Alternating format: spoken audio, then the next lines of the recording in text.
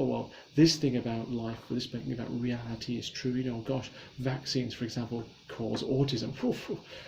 What you say to somebody like that as a good filter is, oh, show me the peer-reviewed literature that supports your position. Yeah.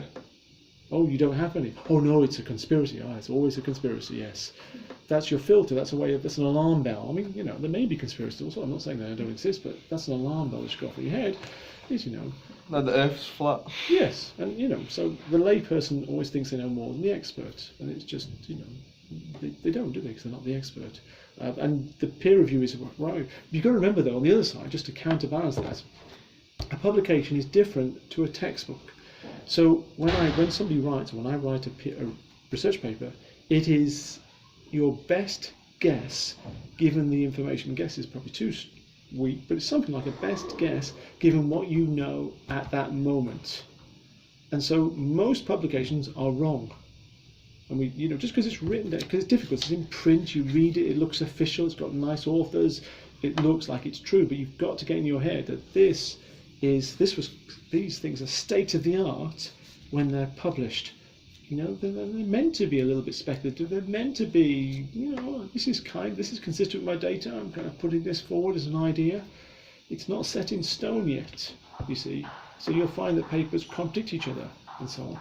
This is another thing that happens in life. This is why you get the impression that certain areas there's no agreement or something. This is a misunderstanding of a misunderstanding of the news, the way news works. See, I bet you've heard that, for example, maybe about dieting. A woman that they're telling you can't eat fat, maybe they're telling you to eat fat, and they're telling you that it's not, don't drink alcohol, do drink alcohol. Oh, my word, the scientists are all over the place. Yeah, yes? Yeah. You get that impression. Do you know why that happens? I'll tell you why it happens. Because BBC pick up the latest research, and this person is speculating something based on the information they have just in here, and they go, oh, look, it looks like alcohol is not good for you. And they publish that. Somebody else over here has published that alcohol is good for you. They go, oh, look, you're changing their mind all the time. Yeah. No, that's how science works. That's how research works. When you're at the cutting edge of research, there's things saying one thing, saying another, and it takes a while before things settle, and you get a textbook, you see. So it's misleading. Or people don't know what they're doing. This woman they're telling this woman they're telling that. It's because the stupid news articles are reporting these things as if they're fact. They're not fact. They're, you know, they're good. They're, you know, but they're speculation based on the evidence they have in this article here. And you have to look at all of it and see what comes out of all the information. That is much more steady. That's much more constant with time. Okay. So that's what a textbook is. A textbook is, you know, the experts have agreed, generally speaking, there comes a consensus like this from all this. This is what we teach you as undergraduates. It's textbook stuff. That is unlikely, not impossible, but unlikely to change. Yes, and if it does change, whatever's new will be consistent with that, because that you know, it's not stuff that's been made up. You know, does that make sense to you? Yeah. Okay, good. All right, so that's your key task, is to do research. Ask yourself interesting questions. Now the other thing is keep lab books. Is that a lab book? No, my bag got trapped in my boot today. I couldn't open my boot, so I didn't get this. Did you get trapped in a boot? Yeah, my boot it just didn't open today. It got what car do you have? A Mini Cooper. Yeah, it got jammed. Yeah. All right. Yeah. Yours is also in his boot. Yeah. No, your lab book is in his boot. But I'm not so. That's what you said.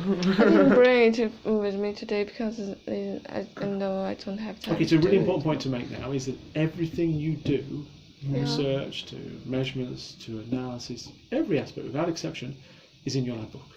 Right. Okay. Even your scribbling, your notes, your rubbish, your thoughts, it's in your lab book. Don't lose marks for having an untidy lab book. Lab book is your diary. Everything you do, it has to be legible. I don't care, as long as if you can't read it, then that's bad. But if you can read it, messy, I don't care. Okay, so it's a diary of what you do. So, for example, if you go to the library after this and you spend the whole day doing research on something, and this can happen in research in that sense, is you can find nothing. Yeah, you can be unfruitful some days, some weeks, some months. Seriously, you go to the library and you can't find anything. You've spent the whole day. That does not mean that your lab book is empty.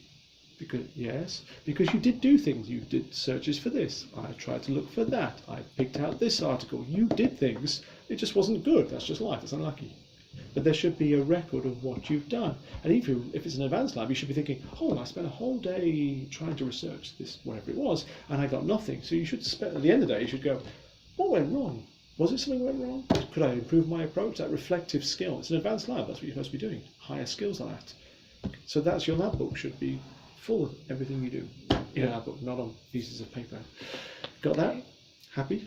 Mm-hmm. The next thing is you need to meet up this week with our experimental officer, Dr. Daniel Baker, and he will introduce you to the machine. And he'll do two things: show you how to use the machine. Do three things: show you how to use the machine, show you where the samples are that you're going to look at, and then and also make you safe to be in there.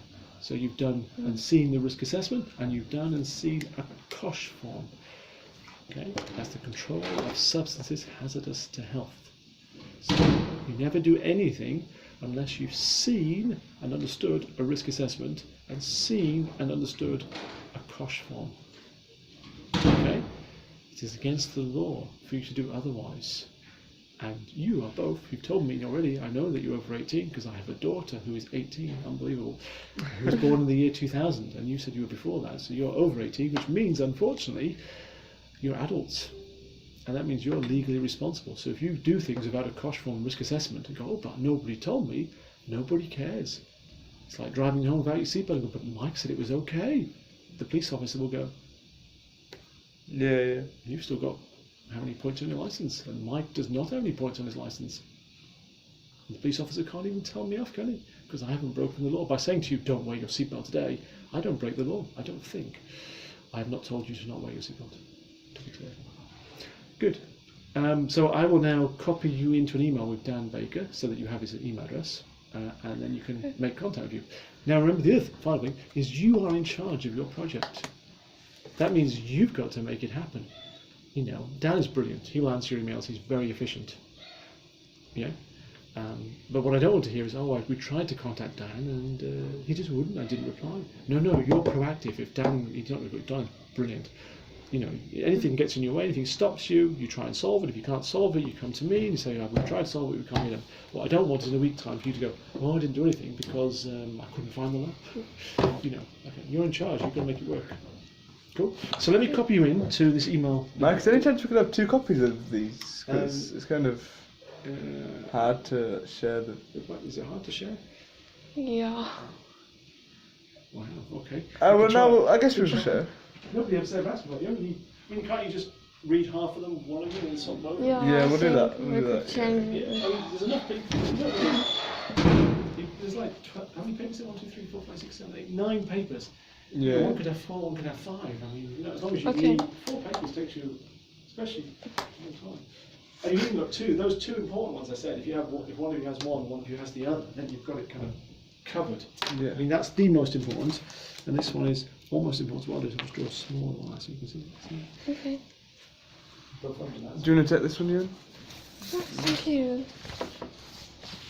Okay, good. So let me try and copy you in to email you down. That's it. Folder.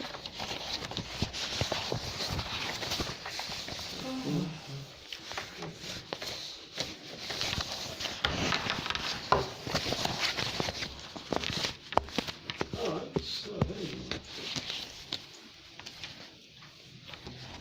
Can I just take a picture of this one? Mm-hmm.